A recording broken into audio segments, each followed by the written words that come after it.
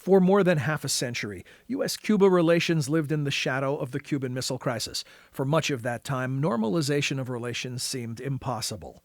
But after 2 years of cautious negotiations, in 2014, Presidents Obama and Castro announced the dawning of a new era for US-Cuba relations. National Security Advisor Susan Rice recently visited the Wilson Center to announce the latest steps in that process. Her remarks provide the focus for this edition of Rewind.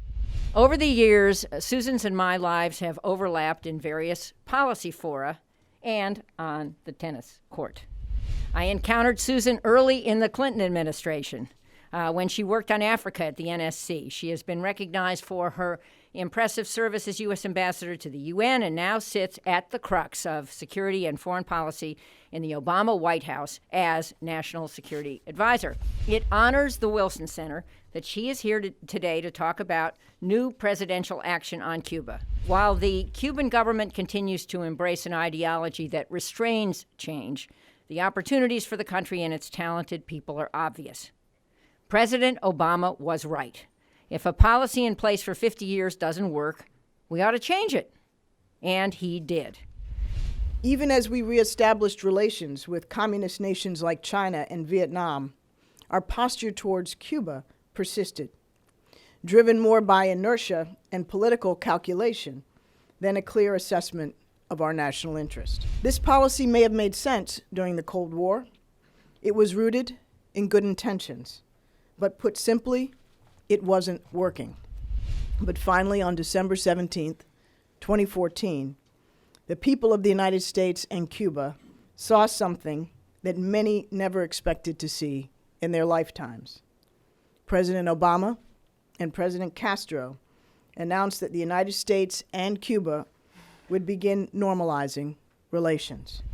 While we continue to have serious differences with and concerns about countries such as Venezuela, virtually every country in the region has supported our normalization effort with Cuba. Recognizing that we'll continue to be on different sides of some regional and global issues, we're working to integrate Cuba into the regional and international organizations to strengthen its adherence to the rules-based international order.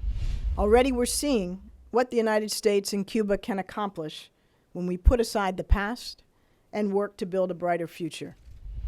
As one Cuban-American woman says, and I quote, "This is not merely symbolic. As a young Cuban-American, I have witnessed the real possibilities that have opened through goodwill to improve relations between our countries and to improve the lives of Cuban citizens." Ultimately, that is what normalization is all about, improving lives. President Obama seems to be going to the places on his bucket list, which are, again, places that showcase issues he cares about. He's been making many moves about national parks and so forth domestically, but he also has an international agenda, and obviously this is part of it. Where does Cuba fit in the Obama legacy?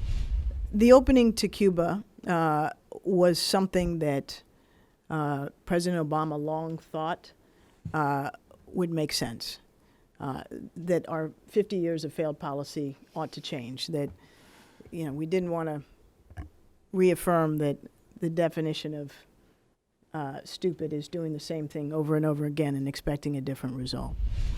This will, in all likelihood, as I said in my remarks, be something that when we look back with the benefit of hindsight will have been a wise choice and a bold choice, and one that I hope we will continue to be very proud of.